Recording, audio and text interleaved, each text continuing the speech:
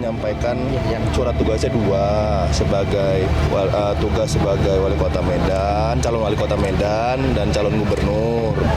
Ya dua-duanya kita ikuti prosesnya. Kalau keinginan kita sendiri Pak, sebenarnya gubernur atau wali kota? Keinginan kita, rahasia. Kita lihat. Sekarang kita rehat dulu. Nanti apa-apanya ke Pak. Rehatnya sampai kapan Pak?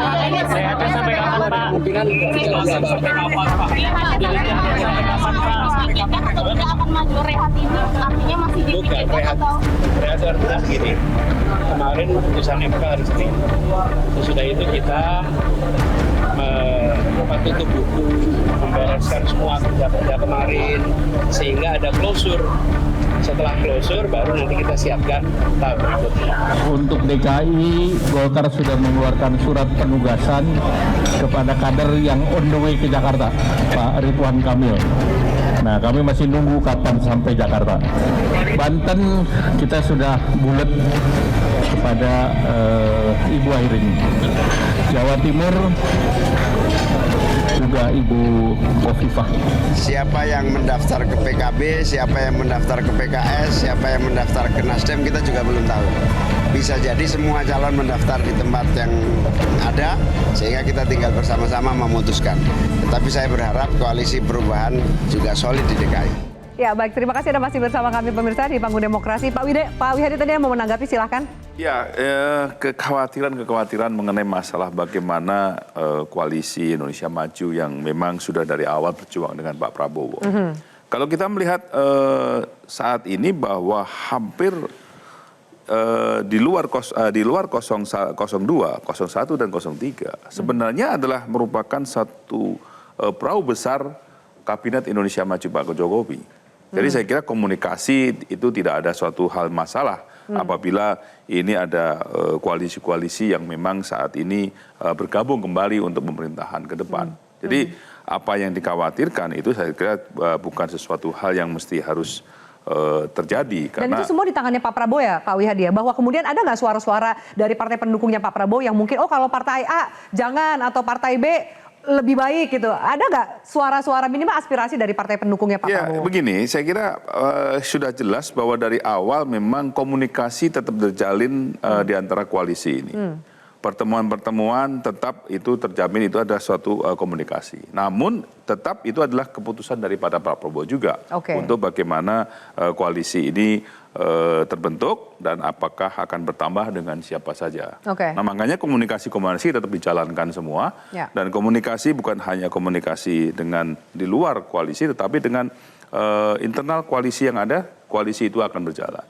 Ya, jadi kalau misalnya ada permasalahan antara Gelora dan PKS, saya kira ini adalah permasalahan yang memang dari dulu memang sudah terjadi gitu kan. Jadi saya kira suatu hal yang tidak akan memengaruhi daripada koalisi Indonesia Maju. Itu urusannya Gelora dan PKS lah gitu. Ya, saya kira ini masih Pak Prabowo gitu. Ya, ini kan masih hal yang memang tidak perlu dikhawatirkan dalam koalisi besarnya kita ini. Oke. Saya masih banyak cadangan yang lain juga, suaranya sudah cukup besar gitu. Mas Hanta, adakah kejutan yang lain dari peta politik nasional ini yang mungkin juga akhirnya bisa mempengaruhi peta politik di daerah? Saya per hari ini saya melihat belum ada. Kecuali PD Perjuangan tiba-tiba berubah. Kalau PKS gabung pemerintahan kan bukan kejutan. Tapi kalau PD Perjuangan masuk ke pemerintahan itu baru kejutan. Per hari ini saya konsisten pada hari quick count. Jadi bukan ramai-ramai analisa. Hari quick count pada Februari 2024 saya prediksi yang gabung pemerintahan satu urutannya Nasdem, kedua PKB di media ini, termasuk di Metro TV dan sebagainya. Saya ingat di April 2019 saya prediksi yang sama. Satu Partai Amanat Nasional, yang kedua Partai Gerindra. Marah beberapa politisi Gerindra tidak berada, tapi kan realitas terjadi. Nah, saya berpegang, kita tunggu, tapi prediksi saya dua itu yang terjadi. Apalagi statement Pak Asto, statement Mas Senol, seterusnya, kita bisa melihat itu. Nah, Afi, jadi kebutuhan Pak Prabowo ini kan menyukseskan agenda pemerintahannya, menunaikan janji kampanye, jangan lupa itu.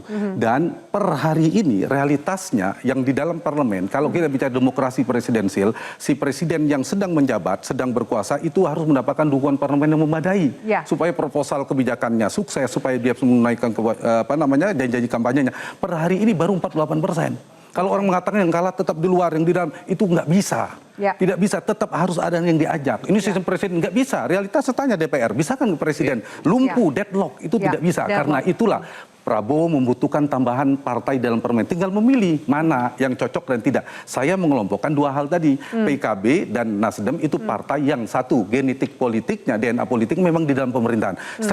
Statement Pak Maman, statement Nasdem, coba di tracking di media. Tidak sekeras yang dilakukan PKS dan PD Perjuangan termasuk Mas Seno barusan. Yang kedua, mereka memang memiliki hubungan yang dekat dengan Pak Jokowi dan Pak Prabowo, tidak ada masalah. Dua tokoh Surya Paloh dan Muhaimin Iskandar. Yang ketiga, mereka memang sama-sama dalam pemerintahan. Sebaliknya, PD Perjuangan dan PKS itu DNA politik memang di luar pemerintahan.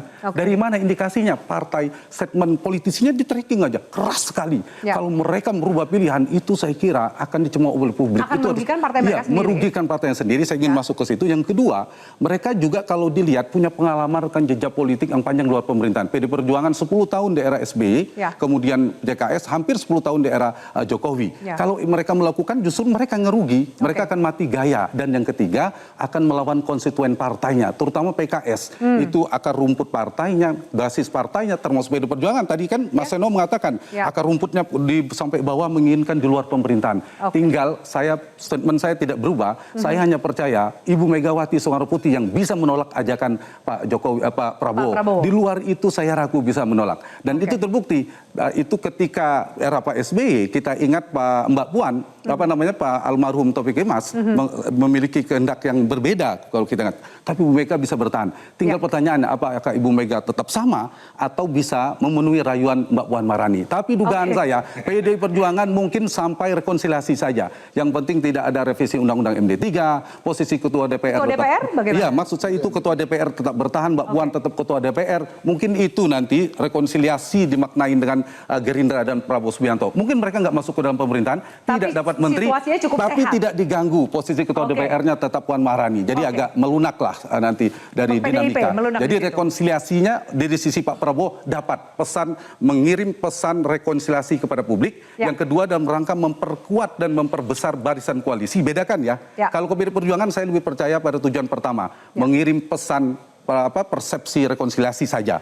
Mungkin PKS juga, tapi kepada Nasdem dan PKB serius ingin memperbesar, memperkuat koalisi. Yang ketiga terakhir, Pak Prabowo punya tujuan untuk menjaga dan mengendalikan keseimbangan bandul di internal koalisi. Itu pertanyaan tentang apa? PKS dan itu keseimbangan di internal itu harus dikelola karena data yang baru yang di dalam harus dijaga juga soliditasnya. Gitu ya. Mas Seno, Anda mau menanggapi statement yang cukup panjang tadi dari Mas Hanta mengenai kurang lebih ke depan ini PDIP akan seperti apa? Intinya saya dukung PDI Perjuangan di luar pemerintahan. PKS juga supaya demokrasi kita kuat. Dua narsum politik yang mendukung PDIP untuk tetap berada di luar pemerintahan. Tanggapan Anda, Mas Seno, silakan.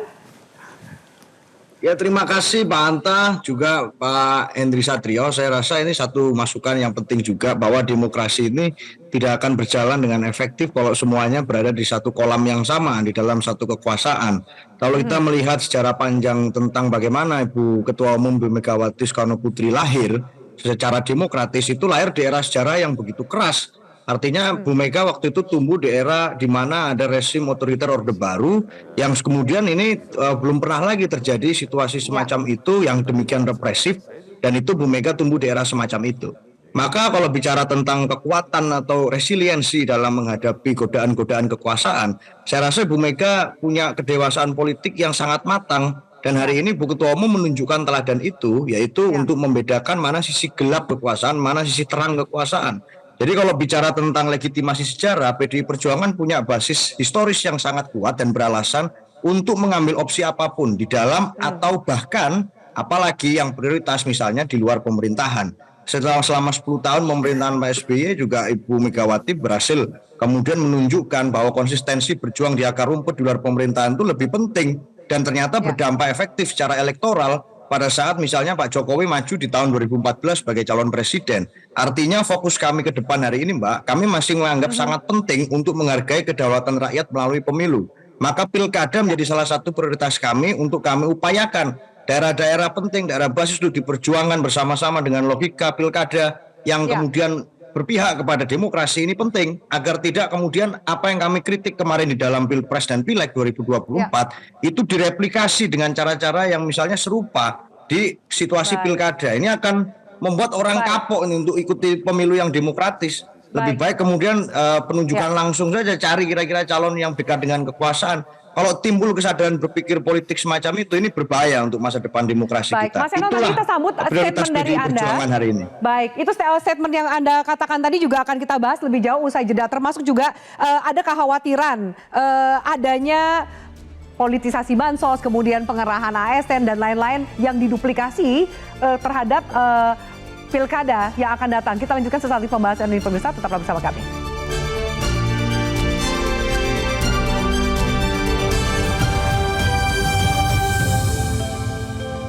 Jelajahi cara baru mendapatkan informasi. Download Metro TV Extend sekarang.